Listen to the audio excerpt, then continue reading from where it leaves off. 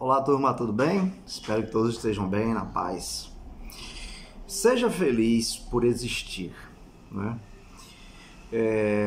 Conversando com muitas pessoas em centro espírita, e até hoje, né? As pessoas conversam bastante, né, comigo. E, assim, o que é o que eu vejo mais? De mim mesmo, né? E dos diálogos, né? Que as pessoas sentam, conversam e reclamam, né? Desistindo da vida, ou cansada da vida, ou exausta da vida. A maioria das pessoas, né? Que não tem os seus desejos atendidos, né? Geralmente vinculado aos bens materiais. Existe uma cultura que foi introduzida na nossa mente em relação ao dinheiro, que é assim: se você tem muito dinheiro, você é muito feliz; se você não tem pouco dinheiro, você é infeliz. Quando você abre as redes sociais, que vê seus amigos, pessoas conhecidas viajando, indo para show, sentando e comendo em restaurantes e comidas maravilhosas, aí você dentro de casa, né, sem poder viajar, com dinheiro regrado, contado, gera em si uma insatisfação, uma frustração, como um insucesso em relação à vida, né? Um fracasso em relação à vida. Então, a maioria das pessoas que conversam comigo, o que eu percebo é isso, né? Tudo vinculado ao desejo que a pessoa queria ter e não teve e não tem, almejando sempre sucesso material, sempre acúmulo de capital, né? E isso gera muita frustração. Mas eu vou contar aqui umas histórias de pessoas que eu convivi, que são pessoas extraordinárias, que tem a ver com esse tema, tá certo? Vó Inês não era minha avó de sangue. Quando eu era criança, lá na cidade de Santa Inês, na cidade do sertão da Bahia, tinha a Dona Lourdes que lavava roupa. Ela ganhava vida lavando a roupa para as pessoas que moravam na rua, né? E lavava roupa provavelmente no rio, em algum riacho. Imagine em uma cidade do sertão que às vezes levava um ano sem chover, e ela ganhava vida lavando roupa, que não tinha água encanada dentro das casas. Tinha água encanada, mas a água só chegava, às vezes levava 6 meses para chegar a água, né? Você vê a situação que era naquela época. Isso aí há décadas atrás, né? 50 anos atrás. E ela lavava a roupa das casas, ganhava vida nisso. A matéria-prima dela era a água, né? E ela lavava. E vó Inês, que era a mãe dela, que era uma pessoa completamente cega, com os olhos queimados, né, brancos, que não enxergava absolutamente nada. Eu ia para lá e vó Inês sempre sorrindo. Quando chegava era uma alegria. Brincava, sorria, dava risada. Eu ficava ali pintando, perguntando as coisas e brincando com o neto dela, ela dando risada, risada. Nunca ouvi vó Inês triste ou reclamando da vida dela. Uma casa muito, muito pobre. E ela que passava ferro, né, na roupa, o chamado engomador ali, né, o ferro que a gente na Bahia chama ferro, né, de passar ferro na roupa. E ela era que passava ferro. Mas naquela época não existia ferro elétrico. Naquela época os ferros eram com brasa. Botava brasa dentro do ferro, abria um ferro pesadíssimo, botava brasa, né? E aí passava. Ela era cega e ela que passava ferro nas roupas. E ela com o tato, ela ia botando o tato nas roupas e o ferro ia passando. Então as pontas dos dedos dela era tudo queimada, porque era a forma que ela tinha de passar, tocando na ponta dos dedos e passando ferro na roupa. As pontas dos dedos todos queimados. Ela nunca viu ela reclamar de nada.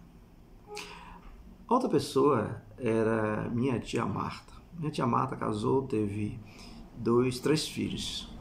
E não teve esses 3 filhos, meu tio Leonel contraiu uma doença que paralisou, ele ficou totalmente paraplégico, né?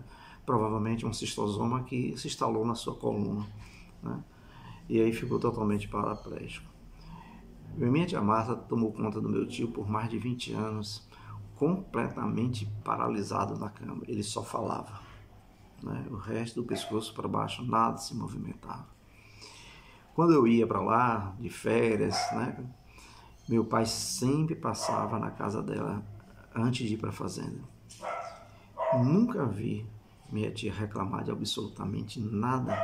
Sempre alegre, sempre sorrindo, sempre dando risada. E aí o tempo foi passando, eu fui tomando mais consciência, e aí eu perguntava à minha mãe, né, sobre aquela situação, e ao meu pai sobre aquela situação, e se minha tia era feliz assim mesmo.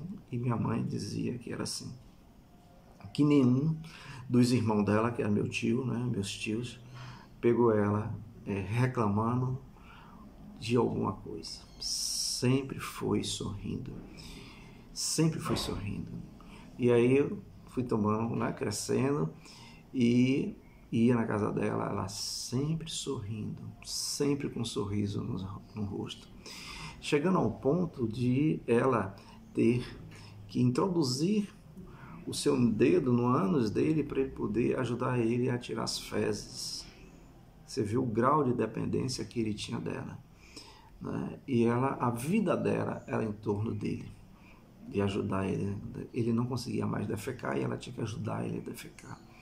E ela nunca reclamou de absolutamente nada, nunca se queixou de nada, nunca demonstrou um sinal de insatisfação ou de cansaço ou de infelicidade para sua família, né?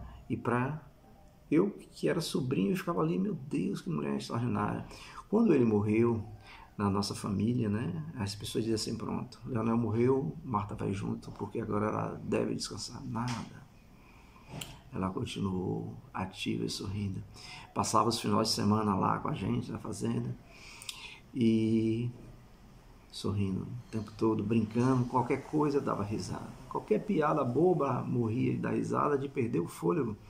Até meu pai trazer ela na praia para conhecer aqui a praia de Valença, Guaibinho. E ela ficou encantada com a praia e dizia, meu pai, quando é que você vai me levar para ver meu namorado? E eu pensava que minha tia com namorado, eu disse, qual é seu namorado, minha tia? Ela disse, a praia do Guaibinho. Ô Benigno, que é meu pai, quando é que você vai, no final do ano, quer que você me leve para eu voltar a ver meu namorado, que era a praia. Lição de vida extraordinária. A outra pessoa era a Cássia, uma amiga minha do movimento espírita, contraiu câncer e cuidou, e quando precisava, que tinha cuidado de um lado, aparecia do outro, cuidava de um lado, aparecia do outro. Nunca vi Cássia, que é uma pessoa que me acompanha aqui nos vídeos, nunca vi Cássia reclamando, nunca vi Cássia abatida, nunca vi Cássia dizendo o que foi que eu fiz a Deus para merecer isso.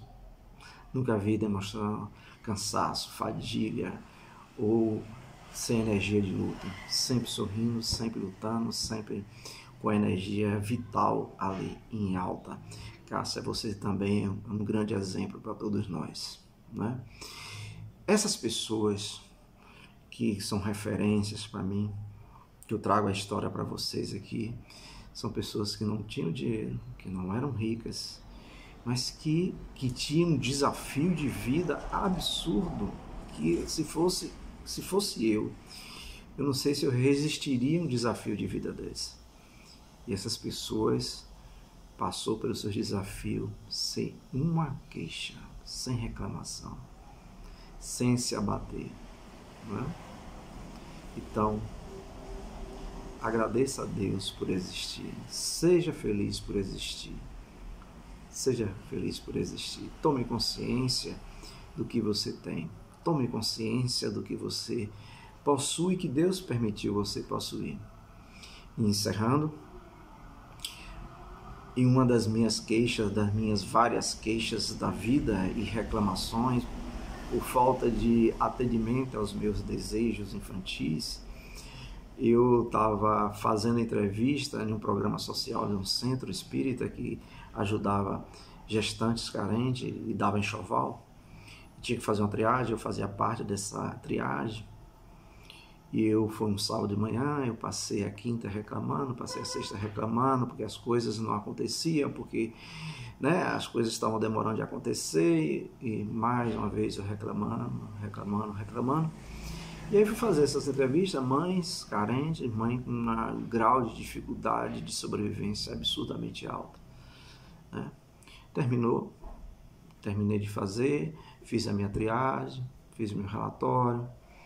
E aí, quando eu entrei no carro para ir para casa, entrou a minha mentora espiritual, Maria Tereza. Chegou assim: meu filho, vamos ali no lixão de Valença. Eu não sabia direito onde era o lixão de Valença, tinha ouvido falar isso há muito tempo atrás, mas nunca tinha ido. Ela: vamos lá, vou lhe levar lá. E ela me levou até o lixão. Quando eu cheguei no lixão, que eu vi aquelas pessoas, homens, mulheres, crianças, disputando a sua sobrevivência com abutres, cachorro, aquele mau cheiro terrível, que eu li aquilo, que eu fiquei chocado com aquilo. Eu disse: nossa, existem pessoas que estão sobrevivendo do lixo da minha casa. E só que eu estava dentro do carro, com os vidros fechados e com o ar-condicionado ligado. Ela: não, meu filho, saia do carro, desligue e saia do carro. E aí eu desliguei o carro, saí do carro. Quando eu saí do carro, o mau cheiro pior. As moças começaram a vir na minha direção, subir no meu corpo, a tocar na minha pele, e eu com aquela sensação de nojo. E ela disse para mim: você tem problema, meu filho? Eu disse: não, eu não tenho mais problema. Ela disse: agora você pode voltar para casa. Fica a dica. Ser feliz não tem a ver com a nossa conta bancária. Seja grato por existir.